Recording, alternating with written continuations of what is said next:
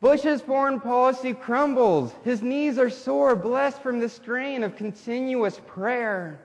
He realizes Muslims, Christians, and Jews pray to the same God who has not brought about thoughts of peace between Israel and Palestine. A different perspective is needed, a new spirituality to intervene. Bush puts on his fanciest Speedo, prances around the White House lawn, arms raised high towards the heavens. Great Spirit of the American Indians, these are troubled times. Intervene on my behalf. Please bring about peace in the land of Abraham and Jacob. I'll say thank you with this promise. Iraq will be rebuilt in my image with Native American labor managed by the brains of Halliburton. The contract will provide years and years of job security. Bush signs off with a salute into the smoggy D.C. sky, bellows out a war cry. Womp, wah, wah, womp, let freedom ring.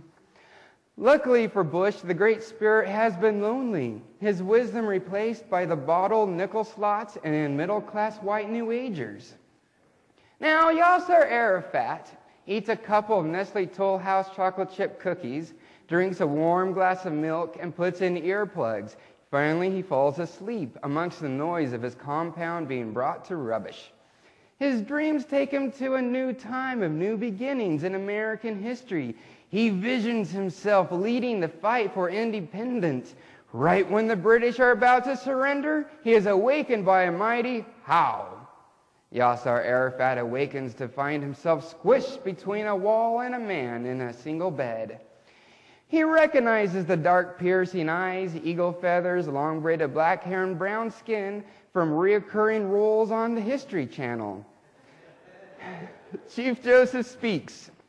I have been summoned by the Great Spirit to impress upon you to surrender your ideas of sovereignty.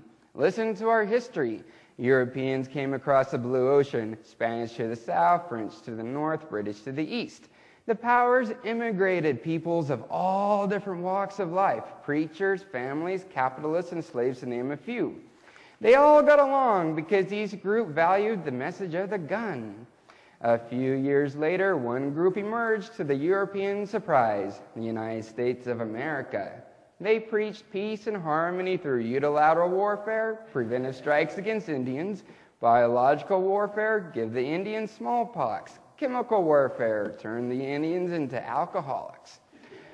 I'm sure, Yasser, you've seen the History Channel episode on how the story ends. Since 1948, you have fought the same pro-peace group of loving people. My enemy may not be in your land, but their weapons, money, and manifest destiny doctrine are killing you. Swallow your pride, dignity, and freedom. Be content with your Palestinian reservation. A couple words of advice. Oil has replaced gold. Don't get too comfortable. The next version of the Beverly Hillbillies could be filmed in your neighborhood with an Israeli cast. If you're lucky, you might get to build the set. One more thought. Large athletic adult men might want to chase a ball around, tackle one another in gang style, and pat each other's asses.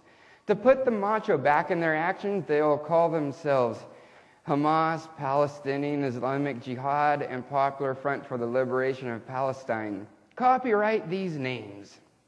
Chief Joseph leaves. Yasser Arafat returns to his dreams of American independence.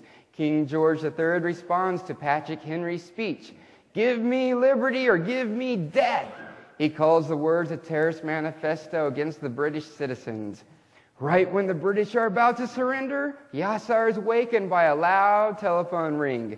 Hey, Mr. Arafat, this is George W. Bush, defender of the free world. I'd like to talk to you about the roadmap to peace.